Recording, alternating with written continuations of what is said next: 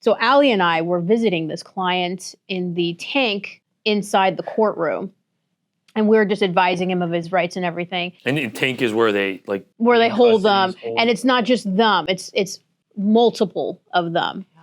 And so Allie's speaking and I'm just taking notes. And suddenly I realized that the inmate right behind our client is doing something that is very inappropriate in that setting. He's jerking off. He's masturbating. In the pants, but it's clear what he's doing. He's masturbating while staring at Allie and I. And I notice it immediately and I start to step away slowly behind the wall while Allie's just like right there for everyone to look at.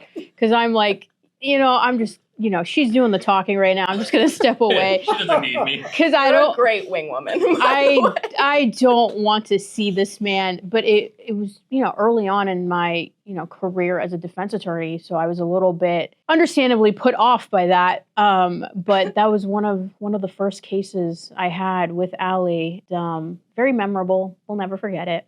And I remember as it was happening thinking like, oh, I need to address this with Elmira after the fact. Because I knew what was going on too, but it was also, we were actually advising a client at the time. Mm-hmm. So probably 10 more minutes go by, we're talking to the client, we leave. I completely forget it happened altogether. Just another day. And then later that afternoon, like hours later, I said, by the way, did you see the gentleman jerking off behind the client the whole time?